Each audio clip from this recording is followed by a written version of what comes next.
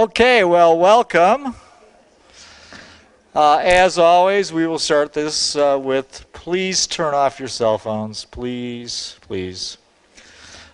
I think I just like to say that to hear it. So, but anyway, please turn off your cell phones. The Alabama Bicentennial Brown Bag Lecture Series, Wednesday, October 9th, 11:45 to 2 p.m. at beautiful Pebble Hill. Lunch begins at 11:45, the program at 12:15, and it is the role of convict labor in Birmingham industry by Ty Malagari, I guess, educational coordinator at the National Historic Landmark and Sloss Furnaces. So indeed, that's an interesting topic. It reminds me of my first job in a gas station. But the other great piece is the Ollie Fall Showcase. That will be this Thursday from 3 to 5 at Sunny Slope. Invite a friend, recruit an Ollie. Join us for food, fun, and entertainment. Should be a fun time. Again, that is this Thursday from 3 to 5. And there is the Sunny Slope Grounds Work Party. Harold Bruner is leading a grounds work party on October 18th. From 9 a.m. to noon, email or call Shawnee to volunteer. That sort of sounds like the original topic of role of convict labor in Birmingham, but I don't know.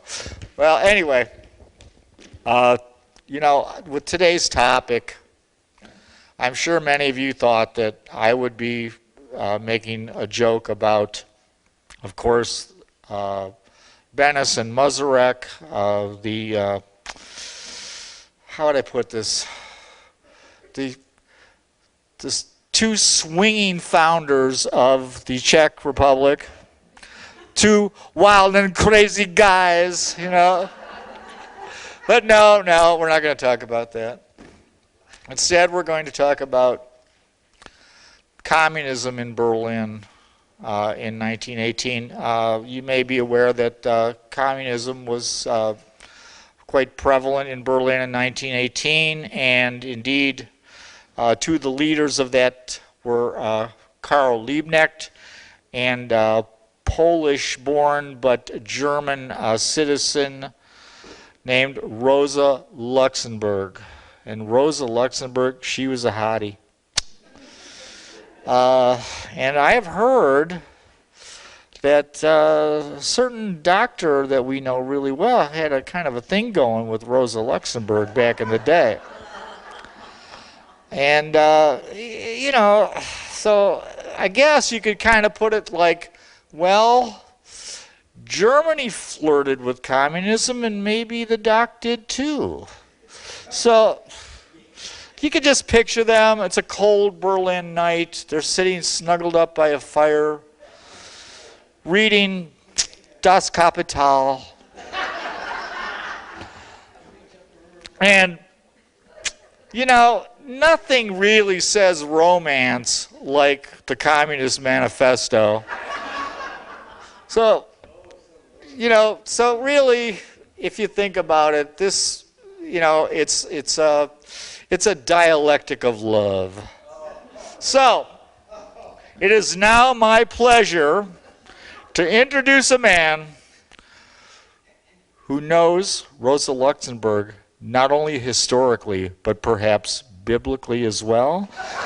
Dr. Joseph Kicklighter. Oh, dear God. Oh. He just about finished me off with that one, yes. Yes. Yes, let's try, if we can, to get past that. I'm trying very, very hard, but yes, we are concerned after the death of my lost love, as she was killed in 1919, I believe. Thank you. Yes, January. So I get that right. Yeah. I think somebody else is enamored. Yeah. I think we need to let that go, comrade. Yeah. So there. I'm going on into 1920. Don't get too excited because It'll probably take me 2 class sessions just to cover 1920. The fascination of the 20th century and the post-World War I period is very great, and there really is so much to talk about. And I just sat there doing a list, an easy list. Anybody could do this. But I thought, just want you all to see how much, because if you were sitting around, if you had been sitting around, I guess, New Year's Eve, 1920, and said, wow, things are great.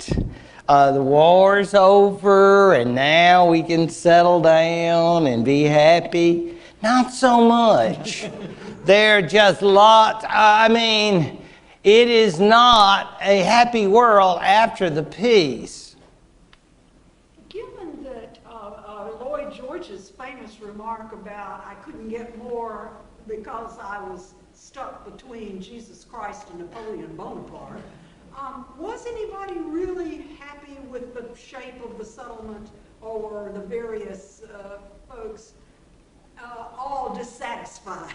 I think that's fair to say. I'm not aware of anyone who's happy with it, because nobody ever gets what they want, and everything tends to be a compromise, and so that's just the world as we know it. But that's to ask the question then of what would have made them happy, and no one knows that either. So that's very sad. So I think number one is the United States just pulled out. As one later president would say, we felt we had been bamboozled, and we shouldn't have gotten in it in the first place. And we lost those forces and expended a lot of money, and we got nothing from it. So, from the perspective of the United States, that was one thing, but from the perspective of the Europeans, it was very, very unfortunate because they were counting on American involvement. And that's hard for some of us to imagine. I think we think of America's role as being post-World War II, but actually it should have been, by these lights, post-World War I, to have really made the difference that was needed. And then, of course, England and France. Where did our love go? We thought we were crazy about each other, and then things happened. It's hard to say what was wrong. I think as time went on, the British decided maybe we shouldn't have done this. You know, yeah, the Germans made some mistakes, but gosh, we wish it could all be like it was. What do you mean like it was? Qua, qua. And of course, they're going like, those French have always been troubling. You know, the idea is they were together and they had that passion, and then they get home. You know, you check out and you go home and you think, why did we get married? So it's like we kind of wonder about that entente now. I mean, they get it's a little chilly. It's a little chilly between. And part of that, as we're going to see, is because of the United States. That is to say, because the French were counting on the British and the Americans to back them up. And of course, the Americans pulled out, and they're left with the British and say, sorry, see the Yanks. They're not going to help, so we can't either. Oh, we wish we could. Jerks. So it's basically like the French feel very unhappy.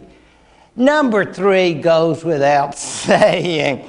Resentment is the best word I could think about it. Yes, they signed the dang thing because they didn't have a choice.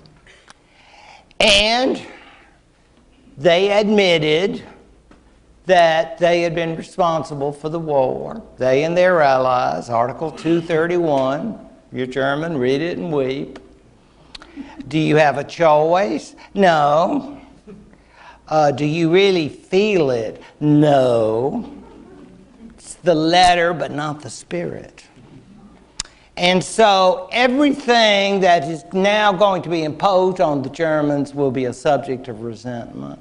We're trying to get out of it. Everything. Even though they, you will have some leaders who will say, yeah, we want to do that, and smile a bit, Auf Wiedersehen, and all that. But in here, not so much. We want to get back to being the great power we were. Now, this does not mean any kind of Hitlerian nightmare, but more on the order of Germany before the Great War. That's where Germany wants to be, I think.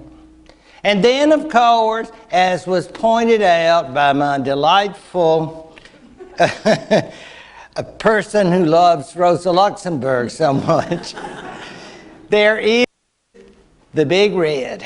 Yes, the threat of communism. But more than that, I think, is, of course, the growing concerns about the Soviet Union committed to an ideology and the financial interest the world would have in it. And what are those financial interests? Well, shoot, it's like many American investors probably felt in 1959 when they looked at all their investments in Cuba. You have probably heard that Castro said, gosh, we're sorry. None of those are going to be paid back. You capitalist pigs, we hate you. And a lot of people lost a lot of money. And believe me, do you think any of those folks in the Soviet Union were going to pay back the debts to the British, the Americans, the French? No. In other words, everybody's lost a lot of money, and that you get something out of my pocket. No, I don't like you. So forget communism, schmommunism. I mean, it's like it's money in the bank. But there is also, of course, the ideas of the revolution. Revolution is coming to a government near you because it's hot, it's bright, and we're excited. And we're going to get to the Third International, which was the communist organization to spread the faith. And everybody was very excited. I mean, if you were a communist, you decided there were chapters everywhere, and you could get together for chapter meetings, and everybody talking about it and said it's coming, and you go, amen, brother, that kind of thing. People are very excited. The Comintern, or Communist International, Berlin. Oh, big chapters. So it's an international organization. So you could say it's an ecumenical thing. Workers of the world. So Rosa, she had Polish friends, and she had German friends. She was not, she really supported revolution everywhere. So the idea being that that was considered a menace. Britain, what? Yes. Britain too? Yes, Britain too. Oh, the streets of Paris. Oh, my. Woo. Washington. Manhattan. Need I go on? Los Angeles. I don't know. Anywhere you can think of, the Reds were loose. So when we talk about the Red Scare, there was reason for that. It was now truly international. And once, of course, you have the base, Moscow, USSR, then that's going to be this movement. At the same time, of course, we're going to see the interesting dynamic of the Soviet Union wanting to be an internationally respected power. And that's kind of hard to do because you have the two different dynamics. On the one hand, you're the mother of revolution, but on the other hand, hi, we're just one of the nations. Can we shake hands, partner? You know, that kind of thing. So it's hard.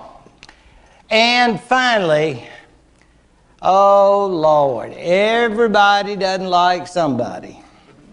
So but these were two of the biggest I don't likes. Turkey and Greece, and there's someone in here that will well be aware of that particular unfortunate relationship.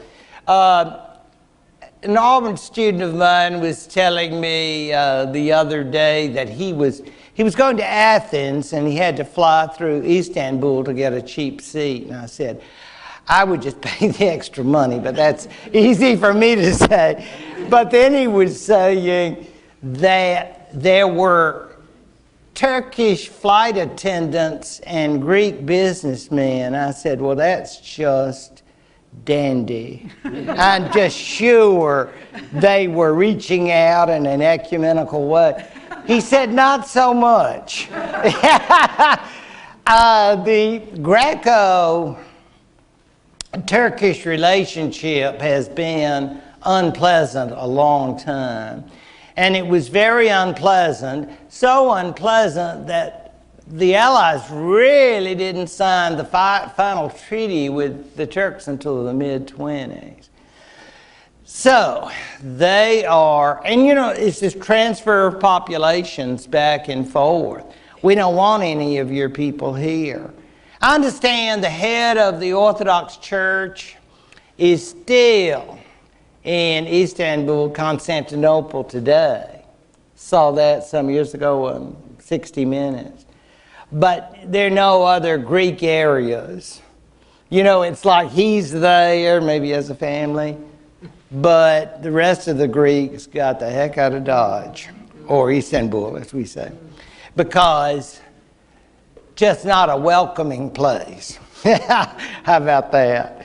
Now, if we get enough of that, oh Lord, Italy and Yugoslavia. And that's simply a question of something that's awful.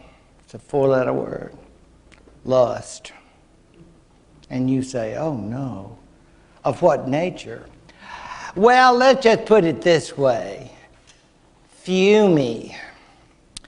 It is a city and area that they both vied for. I'm sure the Italians thought they deserved it. Fortunately, there was a little something called World War II, and they had to turn it over, but it was good while it lasted. And I'm sure Yugoslavia thought they were hot stuff. I mean, Serbs. And they thought they were big and bad now, Serbs and Croats, and they thought, we want it too. And it just caused lots of problems. That's the sort of thing, if you had been around, you probably would have been reading in your newspapers articles about Italo-Yugoslav struggles. Although I'm not sure you would have read it, but it would have been there because that was what they were fighting about. It's very, very strange. And as we'll see, the forces would try to intervene and keep them. And of course, lots of countries that didn't even exist before World War I, now they're sort of feeling their oats. Some say, we want this, we want that. Well, we do too, and we'll fight for it. And you say, well, who's going to intervene? Well, should we ask the USSR to give them a little redness? Or maybe the French want to intervene without the British? I don't think so. So who's going to do anything about it? Nobody. They're just going to have to deal with it. And don't think of Uncle Sam. We've got enough troubles right here. So we're not going to be involved. So there is plenty for us to cover. And again, just to show you, you have seen, I'm sure, this map repeatedly, but just thought I'd show it to you one more time just to give you a sense of the fact that we're going to have Ireland, and it's going to be there. And you say, oh, well now, maybe the British and the Irish can reach out in peace and love. Not so much. It's going to be a constant issue. When I say constant, I mean constant. And we all know, because we all lived through it, the IRA and all the rest of the troubles that concern Northern Ireland and the issues involving Irish freedom from Britain. So just to note that. And of course, then we go over to Germany and those many issues concerning Czechs and Poles and an assortment of other people who have issues. In short, from one end to the other, there are lots and lots of concerns. But there you are. Many people thought, well, this will all be settled because the United States will be here. And who's that wonderful man? Oh, Mr. Wilson. He'll be able to, he'll solve things. Clever, and it's just a terrible situation. And there is no one, I think, who has the stature or the wisdom, if there could be such a person, and I'm not convinced there is, who would have had an answer to all of this. Now you say, but why must we see him again? Well, I like this outfit. I think the vest is great. I love that vest. You got to see him last time. This is a Turkish fashion show. So you see here now. And of course, this is all from London. This is not all just off the rack stuff, okay? I don't want you to think he was going to some sort of sale or something. He, Mustafa Kemal Ataturk knew how to dress.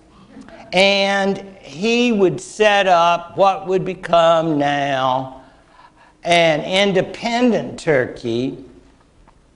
In fact, in World War II, it was neutral.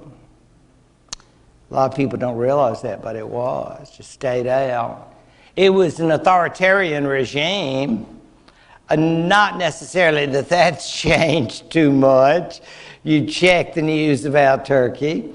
It was a secular state, which may or may not change. I don't know at this point. But it was secular by virtue of his desires that religion not be a major issue in Turkish future. He just thought that had been a problem for the Ottoman Turkish Empire, and now those days were over.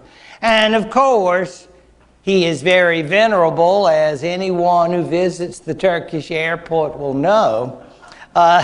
It's definitely part and parcel of their culture, even though he died, I think, in the mid to late 20s. So he's been gone a long time, but not his approach. And even the coming of Islamic fundamentalism has not affected the goals that he had yet. But that said, I am not calling him in any way a liberal or a Democrat, because he wasn't. He was simply someone who wanted to utilize Western ideas to develop a new Turkey under those circumstances. So if you want to look at it that way, you could say this is one happy ending of the World War I. The new Turkey came out of it, and I guess that's good. You couldn't be any worse than the old Ottoman Empire, so this is what was in place. Now look at those two fellas taking a ride. Boy, oh boy, Polish superstars. I think you will agree. Yes, you do. Look at the one in the black hat. Only one of the greatest pianists and composers of the 20th century, Paderewski. He traveled all over the United States performing. And you know what he would do? When he finished, he would say, well, I'm glad you enjoyed the concert, and now people will be coming around asking for Polish release funds. I'm holding out my hand, not to shake it, but you're putting coins in it. Yes. And then, of course, you would sign a statement, I heart Poland, you know, that kind of thing. So everything, Paderewski was wonderful at this because there's so many Polish Americans. I don't know, maybe I could go to Chicago. Maybe I could find a Pole or two there, you think? It is absolutely amazing, though, how Pilsudski and Paderewski, they were a team, more or less. And Pilsudski became a sort of strong man. Well, maybe not sort of. He was the strong man.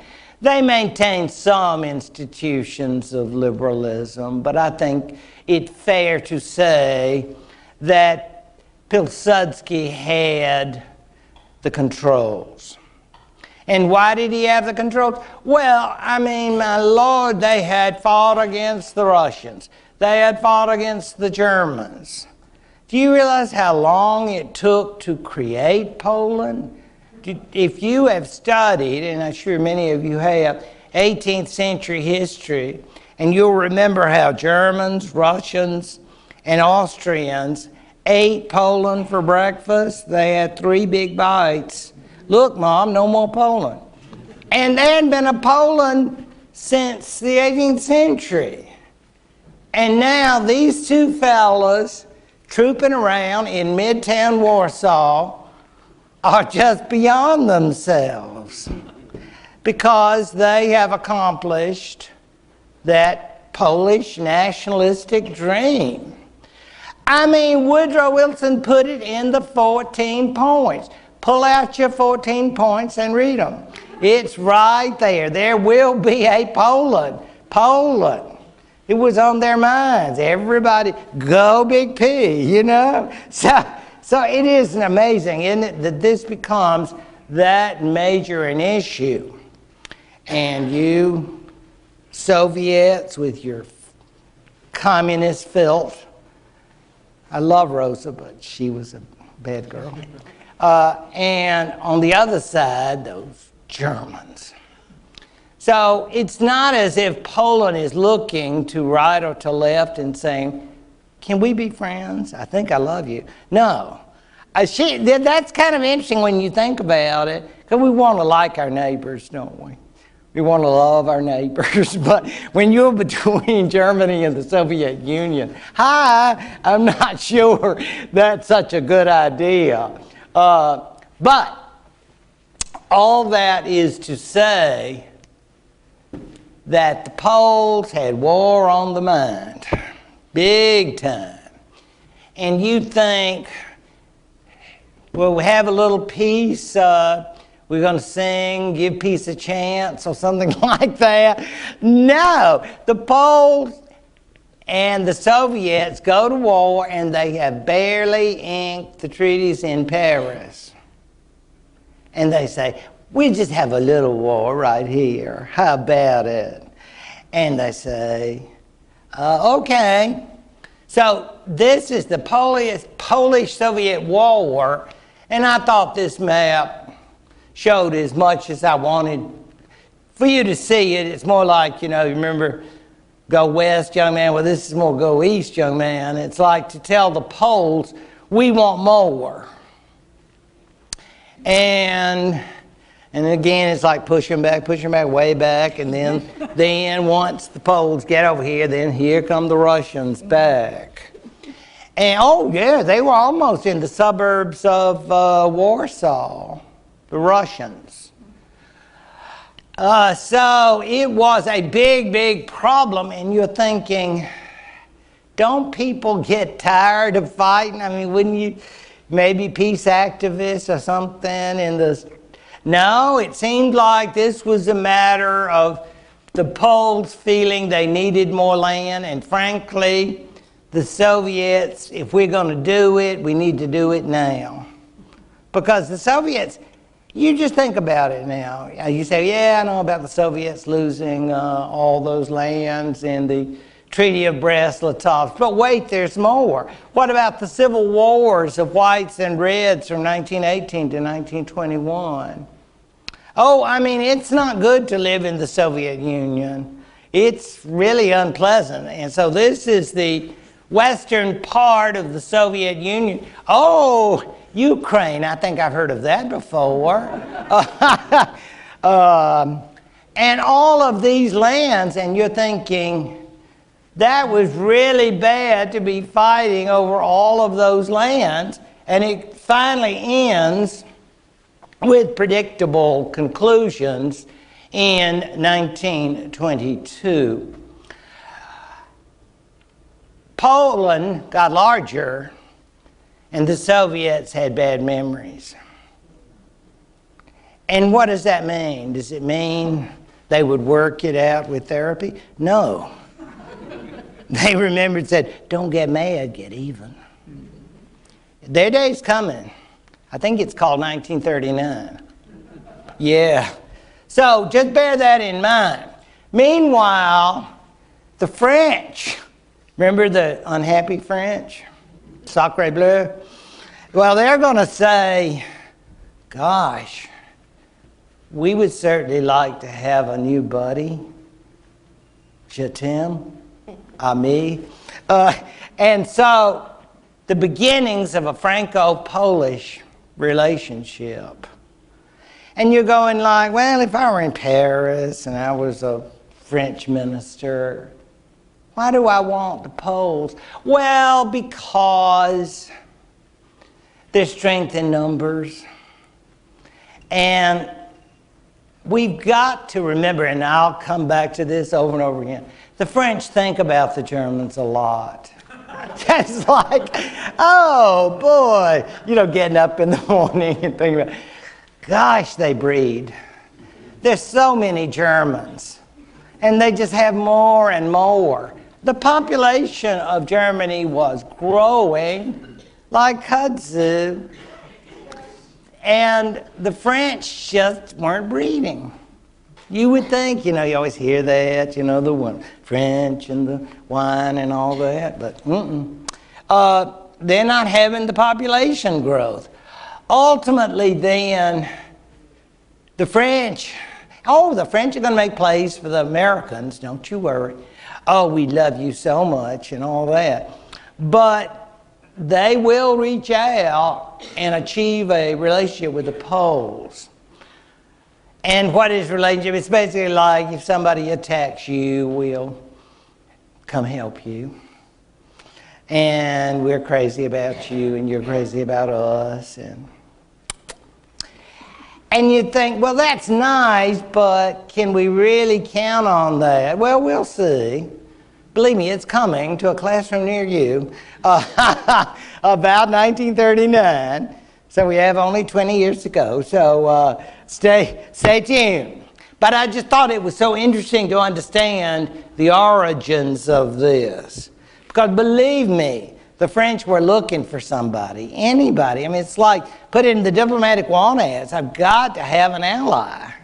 It's hard, to have a friend. But the Poles become that friend. I don't think it's maybe not like your dream friend. I mean, you have this image like United States, if I may. Poland's not there. They're nice folks, don't get me wrong. But they're there. And they don't like the Germans either. We got something in common. Then there is Czechoslovakia. Goodness gracious. There's so much to be said about Czechoslovakia. And so much has been said about it. As these various states were being created, I'm sure they had their own lobbyists there in Paris. Oh, you can bet you they did. Everybody had lobbyists in Paris. During 1919, you were nobody if you didn't have a lobbyist. I mean, because every cause, And it was interesting to see the Czechs and Slovaks who were not exactly friends, but they were neighbors. I'll call them neighbors. And they presented themselves as wishing to create a country.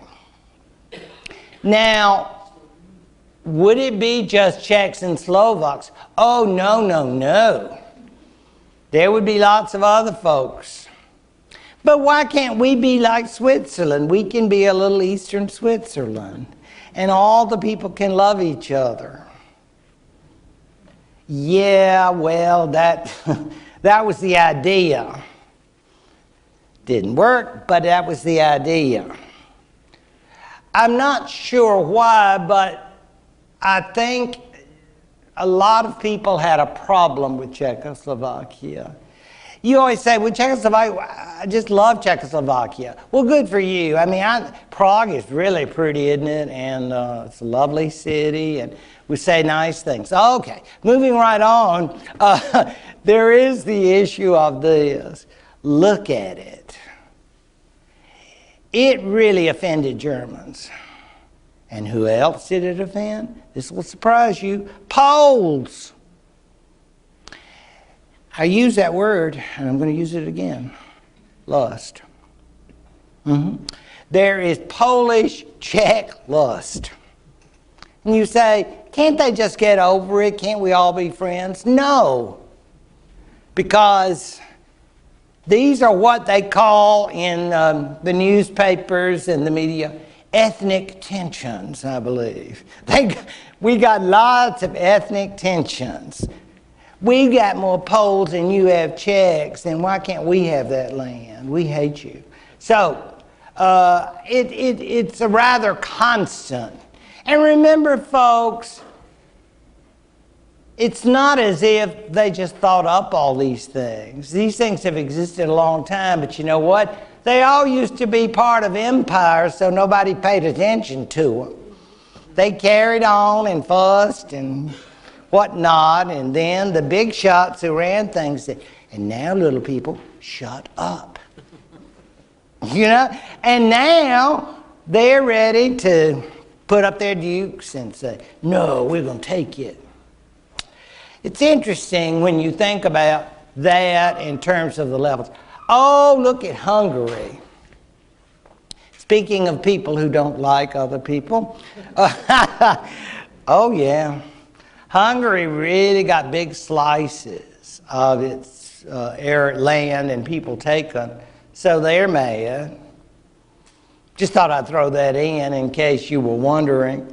It's like when you are looking at that area of Eastern and Central Europe, you got plenty of people to be upset. Now, the phrase Switzerland of Central Europe may seem an exaggeration, and it probably is.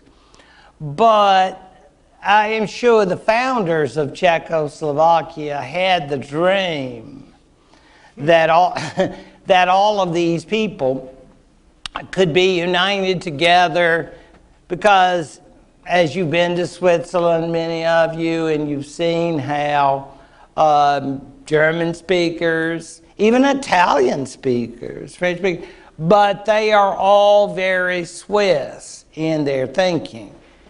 And I suppose that was the dream of the founders of Czechoslovakia. Perhaps they thought religious differences or economic differences or ethnic differences would pale in comparison with the fact that they were all together and they could overcome all of their differences. And I thought it was so interesting when I saw, because, you know, everybody knows that Germans and Czechs, of course, are good Slovak friends, lest we forget. But there are lots of others. You know, there were lots and lots of Poles in that area, and of course Hungarians. And you think, well, what's it like being a Hungarian in a Czechoslovakian state? Not good, because you would say, Mommy says that I'm to take Hungarian 101. And they say, we don't offer that, you loser. You're taking Czech, German or French or something like that. In other words, folks, there's a sense that they're trying to create, at least in schools and so forth, some kind of togetherness.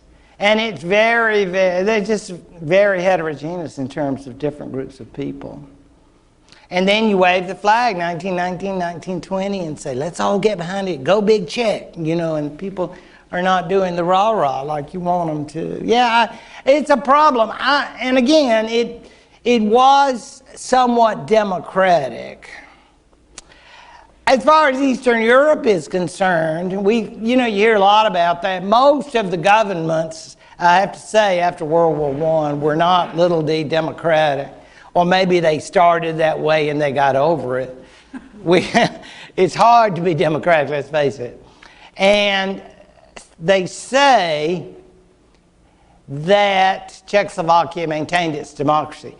And I'm not sure if that's true, because it seems to me it was so Czech-dominated that there were a lot of unhappy people.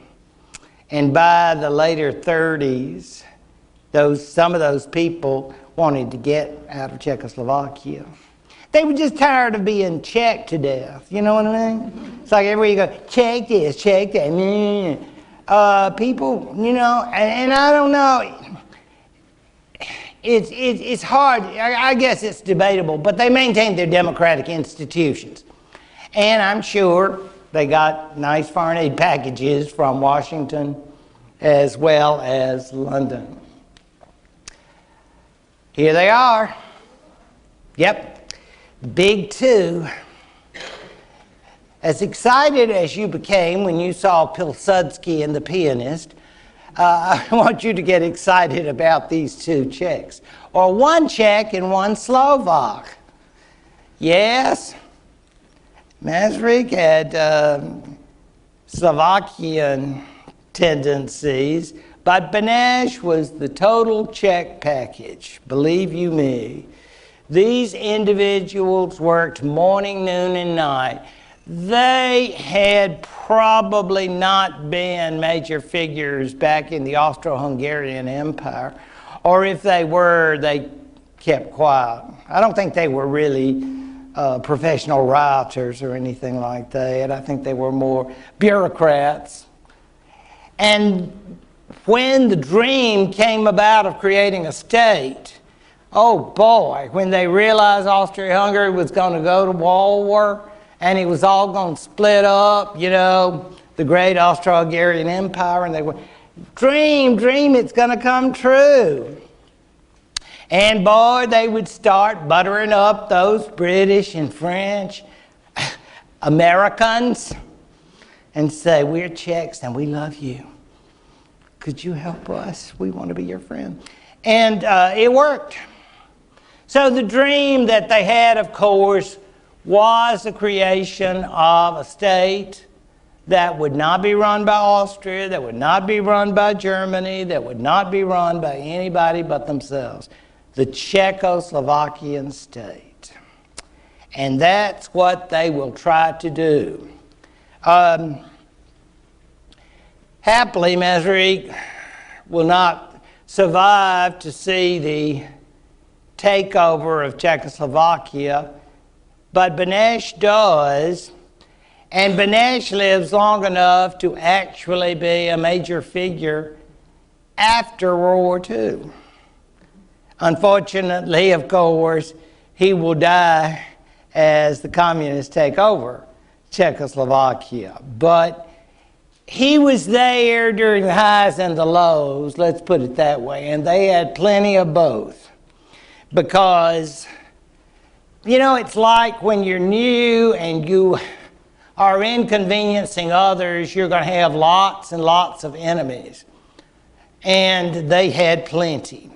Now, let me say that Beneš, I don't know about so much Masaryk, but Beneš spent a lot of time in the beautiful city, which I highly recommend, Geneva, Switzerland. And you say, been there, done that. And you will understand then that they were not there for tourist reasons. They were there, of course, because they were always looking for ways that other states would help out Czechoslovakia. I mean, they needed help. The phrase is going to be collective security. You don't want to be hurt, I don't want to be hurt. Let's care for each other.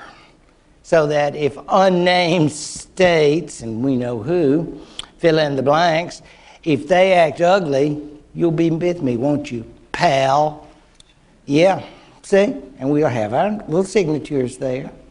And that will be Benesh's strategy, and it will work some way, and he's willing to play ball with whoever comes along.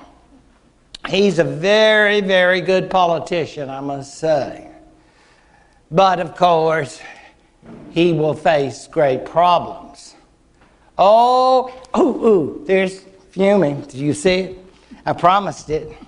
And they would, oh, Lord, you'd say, all of this for a struggle of that magnitude. It certainly did. And they, as I say, the Yugoslavs got it from the Italians after World War II. But the Italians got it at first and kept it. Sort of keep away, you know. Sort of that kind of game. You say, why must they have all of these crises? I don't know, except even pre-Mussolini, the Italians have attitude. And they do. They feel like they've been hurt.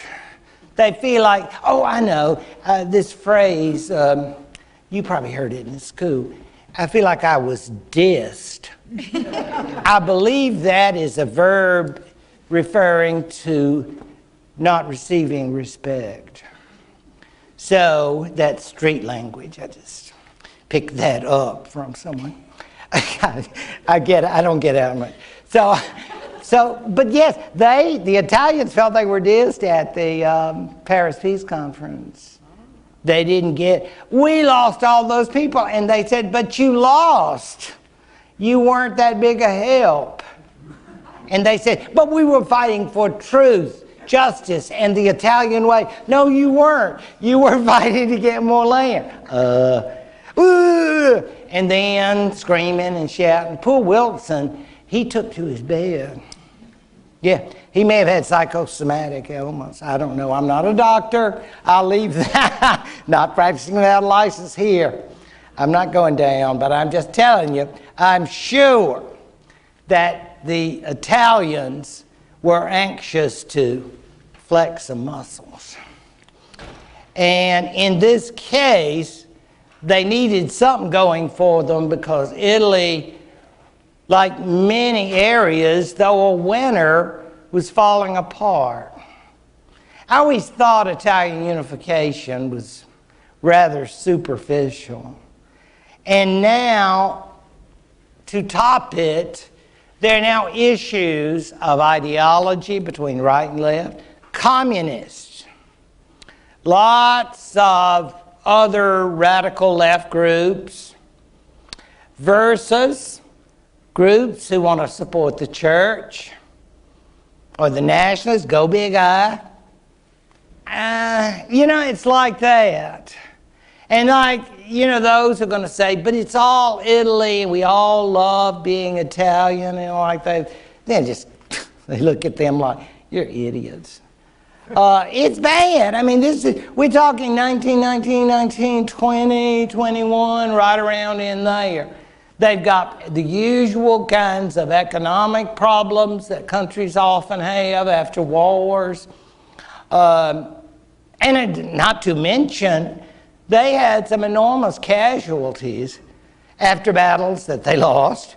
So Italy is in a very, very bad way. Weimar Germany. And again, we're just talking now 1920. We want governments to be democratic, and to a certain extent this one was, the German government. There was the so-called German Revolution of November 9th, how to have a revolution overnight. Did you know they basically sat down and said, we're going to revolutionize because we're trying to get out of the war. And Woodrow Wilson already said, well, we're not going to deal with any imperial government, so y'all need a new government. And so they said, okay, we'll get a new one. Hey, guess what? You're going to have to leave. I'm talking about the emperor. We've set up a republic. And see, Mr. President, we have a nice republic now. Do you love us? It's unfortunate that the Weimar government was created that way, but it will be even more unfortunate when they get to Paris and they find out they didn't have a lot of brownie points. You're still Germans and we hate you. You lost the war, but you started the war. But, we're republic. We want to be like you. Red, white, and blue. We love you. Apple pie. Cuts, no ice. Cuts, no ice. Bitter, yes. So we've lost land.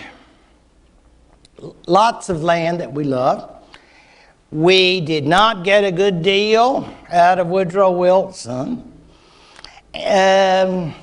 Communists, the spirit of that awful woman still lives strongly.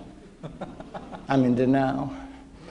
The Poles, the Czechs, the French, all of problems that they must deal with, particularly as they do try to recover, they're dealing with the problem of debts, aka reparations. That's where you always learn that word, isn't it? Reparations. The French and the Belgians are always there. Where's our payment? You know, that kind of thing. They're not nice about it either. We understand. Maybe next month you can make another one. You know, that kind of thing. They're not nice because, you know, there's no affection on either side. The government itself is going to be, as we like to think government should be, a mixture of left wing and right wing, people of different parties and beliefs. It's hard to believe, isn't it? Because we're so attuned, I guess, now to think about the Third Reich and everybody being one party and that. So, but it was not. The Weimar government had diverse parties on left, center, Catholic parties, right-wing nationalist parties, go Germany, that kind of thing.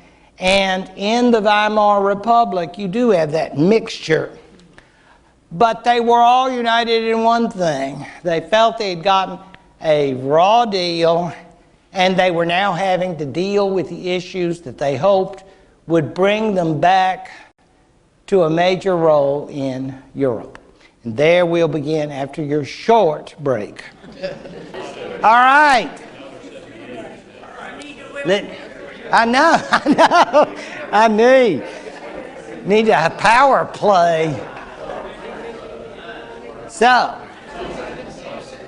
we talked about Weimar Germany, and to note that I am not sure, you notice the years, and I'm not sure when you think back if they really felt that this could survive.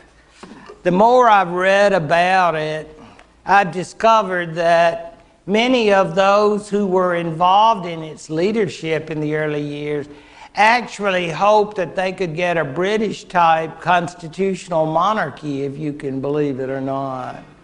They really had questions or concerns about the way this was. But having been created in such a slapdash manner, and I mean literally the German Revolution of November 9th, it's a little difficult to have a revolution in one day. But I guess when you're trying to get everything taken care of, when you're trying to butter up Woodrow Wilson, you are in a stressful situation. So it had many problems and many concerns, as we're going to see.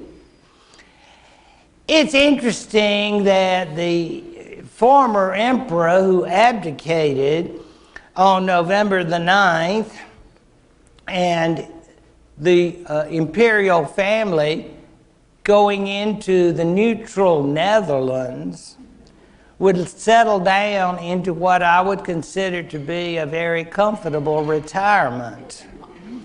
It was not an unpleasant one. I'd love to go see the house sometime when I'm over there.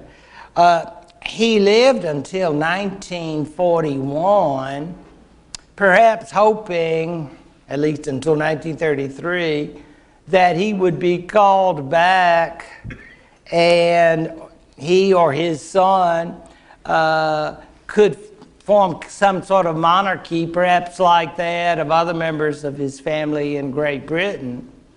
Because as you know, Queen Victoria was his grandmother. So, as it turned out, it didn't happen, and he had simply a pleasant life there. But I read that when his first wife, Augusta, died, he could not go to the burial because the burial was in Germany and he wasn't allowed in Germany. He could have been tried as a war criminal, I suppose. Some of you, well, we were talking about Lloyd George, mentioning Lloyd George. He ran on the principle that we're going to hang the Kaiser and squeeze the pips. In other words, it may be that he was that hated, but for whatever reason, he was not allowed on German soil. So he could follow the funeral cortege as far as the Dutch lands. I just thought that was interesting. And he happily remarried, and his second wife was decades younger and lived much longer. But anyway, when I saw that house, I said, well, I'm glad they'll be comfortable and they'll have somebody to do the cleaning and because we need dusting because we don't do windows. And you can imagine that if you have been the imperial German ruler, you're not. Those people there in the photograph gave me hope that they're tours. So I would love to go there. But the Dutch were wonderful hosts, and I'm not sure the Germans appreciated it or others. Do you know what city that was in? I do not, but it's not far from, I think, The Hague. Oh, okay. And he took off. When they told him, I think November 9th, they said, it's been real. We don't be a stranger. You say, wow, I can't process this. Well, process it. You've got 10 minutes. And pack your bag. Have a nice trip. Luckily, Germany and the Netherlands are neighbors, so I guess it's not a great distance. But he was not to set foot on that German soil. I love this portrait. And guess where you can see it? Washington, D.C. Washington, D.C. That just blew my mind. It was not done in Washington, D.C., but it was done by an American, a female, young American portraitist. She came to Paris and asked him to do it, and he said, oh, okay. I don't think he was exactly the easiest fellow in the world to, he was like, oh, mon chéri, I would love for you to do it. I don't know if he was like that. Imagine Clemenceau, despite all that had happened and all that he had been engaged in, I bet he still thought about Germans, and not in a good way. And you say, can't you just let that go? No. Twice in his life, Franco-Prussian War and the Great War, he had seen Germans invade France, and that tends to make you think about Germans. Think about them a lot. And so there he is in 1920. His career in government would last a few more years. Interestingly, he was married to an American for several years, lived in New York, and spoke some English. And this young woman who painted that's now in the National Gallery,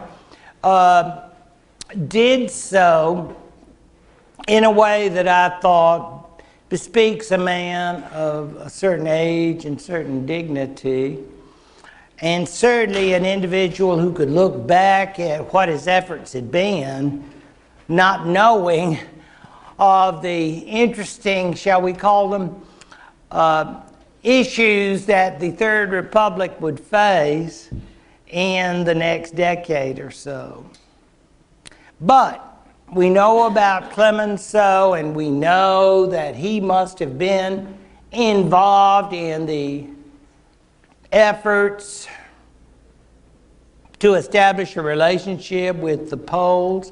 And I'm sure he would have established a relationship with anybody if it had been to keep the Germans under control. That was project number one. Get the Germans under control, because they're coming back. I used to have a professor when I was in school who was sure we were going to have World War III.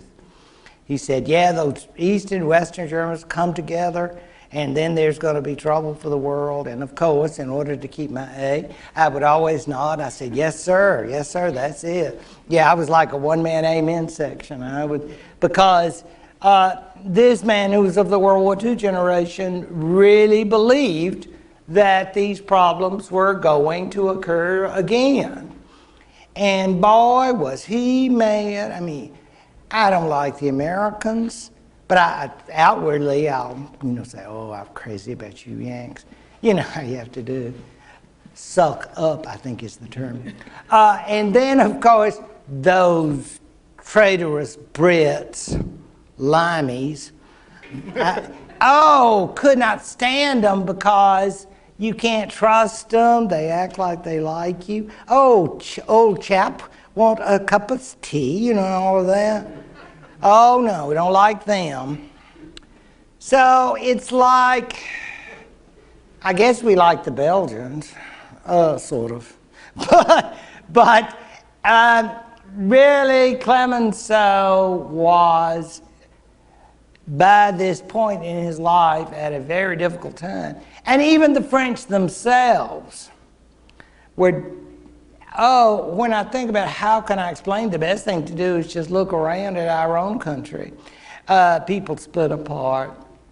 That's exactly the way the French were in the 20s and 30s, even worse in the 30s. But even in Clemenceau's time, and remember, Clemenceau, as I believe I mentioned last time, was a very secular, liberal, radical, non-religious individual who, I guess when I first came to Auburn, they would warn about the secular humanists, and I guess we would call him one of those. But whatever the case, he was fighting against those he considered to be the Catholic, the French, the traditionalists, the high class, whatever was left of it. And he, in a non-socialist, non-communist way, represented the masses. There are lots and lots of different political groups. That's what made French politics in that time so interesting. And yet, he found himself having been a part of the winning side in the Great War, and yet at such a cost. Because what percentage of the young men of France had died in the Great War? And for what? That remains to be seen. But I did love this beautiful portrait, which was done by the young American artist, and I thought that was worth showing you. I always have loved this term, little entente, because that sounds so cutesy-wootsy, doesn't it? I mean, that sounds like you have the little Bobbsey twins for the weekend, and oh, you're all so cute. And I say, I don't know if countries like to be called cute. Well, I'm not even sure who actually thought up this term, but probably some humorous Czech, some wild and crazy Czech. I know a few of those. In this case, the little entente, which, believe me, had Paris written all over it. Yeah. Oh, yeah. If you don't think, they didn't have any euros back then, but they had plenty of francs. And believe you me, they were shelling out some francs to set up this group in green. And you say, but poor Hungary. Well, yeah, I mean, Hungary's part of the problem. And that is the existence of the little entente. And also, of course, Romania, Yugoslavia, and Czechoslovakia, we're thinking about the big G too. We're always thinking about the Germans. Every pound, every franc that we spend, we're going to do that. But if you want to get the little aunt excited, bring them to Paris and say, those Hungarians look hungry. I think they want to take more land. Yeah, let's go get them. Yeah, I mean, that's really their primary concern. And you're going like, but why can't we reach out and love on some Poles? Oh, they don't like us. I know, they're neighbors. You would think we'd have a big neighborhood get-together? No. The Poles don't like the Czechs because they've got land disputes. And, you know, you could say, well, don't you hate the Hungarians? Yeah, but we don't really like you either. We don't hate you. We just don't like you. So not even a hug. No, don't touch. Basically, it's very interesting that the little entente can't be a foursome. And I think the French, you know how you try to fix people up? Say, wouldn't y'all like to go out or something? And they go like, no, not my type. And so I guess it was pretty much that way with the Poles and the Czechs. They never could find, oh, I just can't live without you. I never realized before. But the beauty of the Polish-Czech relationship, it wasn't there. So it is amazing to think. We have the little entente, and sometimes we can make nice with the Poles. But let me tell you something. The day is going to come, they're going to act ugly to each other. Real ugly. It's going to be after the early stages of the World War II problems. And it's absolutely amazing. But I'm really not kidding about this. That relationship will be a difficult one. So the Polish have their special relationship with France, and then the little entente has its special relationship with France. Well, now, quintet. France plus all the Poles and all. No. So there you go. But it's interesting. Just bear in mind this little entente as we go through. Because look, 1938, it lasts a long time. And then, of course, circumstances will remove, shall we say, participants in the little entente. Now, the interesting spellings of these words, if anybody is a linguist and who would like to tell me why Hungary and Czechoslovakia have these spellings, because I don't know. Anybody? Do you know that? I thought it was just interesting because you know how you just find maps here, there, and yon. And I thought, I wonder if it could be Hungarian because that language. Probably Romanian. Romanian? Yeah, because Romanian's a Romance language. Yes, it is. Last of the imperial provinces, actually. So there you are. And you know, everybody had really, all the members of the Little Entente had benefited from pieces of Hungary. And you know what that means. We want to keep Hungary down. Because if Hungary begins to get strong and starts working out and goes to rehab, you know what's going to happen. Then they're going to say, we want it back, we want it back. We love our vampires, you know, and all that. Well, that's not good. We want to keep Hungary down, keep them down, okay? So, there you are with the problems as we see them so far. I love his Scottish appearance. This is the first, for those of you who are pink or red, this will be one of your great heroes. The first Labour Prime Minister of Great Britain, Ramsay MacDonald, a Scot. And he has that Scottish voice to go with it.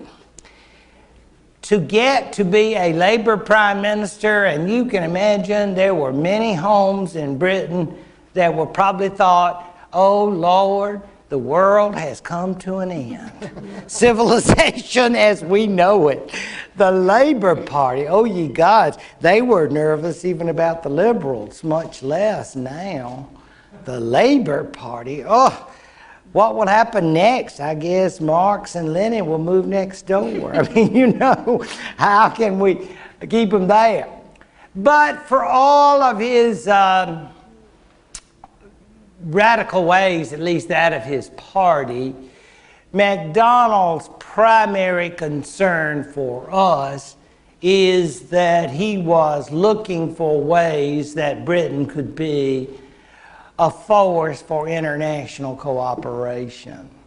Believe me, with their own economic issues, and he was with the Labour Party, so they had the trade unions had a pretty extensive agenda about what they wanted, and with his Irish concerns, and any British leader would, all of that meant that foreign affairs were not his primary concern. However, he did want to have, as much as he possibly could, a good relationship. So as we will see, he'll be a strong supporter of any kinds of international cooperation or bringing the Yanks back into involvement. Or,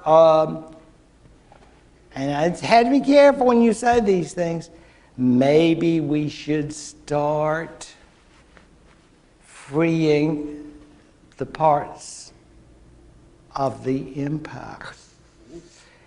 Now, that's pretty radical. Think India. Think of much of Africa.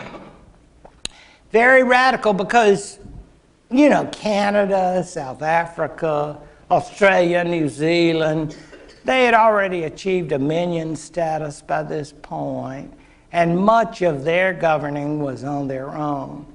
But there was still a lot imperial concerns, particularly when we think of Gandhi and all of the problems in India. I mean, you know, people were beginning to say things, particularly if you were in the Labour Party, it's not worth it. And not only is it not worth it, it's exploitative and wrong. So he will be a major factor, it would seem, in change. And as a matter of fact, the following year there will be what is so famous in Labour history. Believe it or not, I found a restaurant in London that was named the General Strike. And I thought, I cannot believe this, because the people who worked there were too young. I'm sure they didn't even know, I don't even know what a general strike is. But it was May of 1925. I think it lasted a week or 10 days when everybody was going out. And you think, how could they achieve their great dream? Because their great dream was to bring the whole system down through a general strike. In other words, nobody can do anything because there'd be nobody to work. And what the British will do, that is to say, the British middle and upper classes, they'll send their sons and daughters in. And y'all do it. That's called strike breaking, isn't it? But that's what they did, and it ended without success. And I'm sure a lot of grumpy proletariat, but the general strike was a scary moment for the British ruling classes, because it showed the potential, I suppose, of people in this industrialized society. So the general strike, I thought, just as we passed through, was interesting enough phenomenon. It didn't happen anywhere else. And it's interesting that it lasted several days. Believe it or not, those of you long-term Auburnians, we almost had a strike on Auburn's campus when I was young. Oh, it was so exciting. I was afraid I would have to maybe even cancel class, but I didn't. Luckily, got scared there. What happened was, yes, they were going to all go out. All the people who work at Auburn were going to go out. And students lined up to get the jobs. And the president of Auburn announced they would all be fired if they didn't show up at the next shift. That was the end of our excitement. So you just heard another chapter in Auburn labor history. So it was a brief one, very brief. About 1977, I'll say. Yeah. Dr. Philpott was president, and he said, no more foolishness. You come to the shift or you're gone. And that's the way it was. No chatting, no. But you can imagine in this, you got your police on horseback, and you have all these workers. And I guess unions had enough wherewithal that they could provide striking people with some subsidies. But it was very hard, and as I say, a week or 10 days without results. Whereas suffragettes did have the great accomplishment of women voting, but the Labor Party now does become a major institution, and as we see, the great Liberal Party, I mean, if you would ask ordinary people, now if I asked my students, I said, how many British Liberals do you know? And they would say, sir, I don't know many. I know Conservatives, Tories, and Laborites. Yeah, maybe you say, there are not many. There aren't. It's one of those parties that was very, very important, I guess, until maybe the 20th, mid-20th century, or a little earlier than that. The original home of the League of Nations from 1920 to 1936, and it's called, this is sad, so bring out your puffs, Palais Wilson, yeah. And you think, we love you, Woodrow. Because you can imagine, I mean, he got the shaft of the Senate.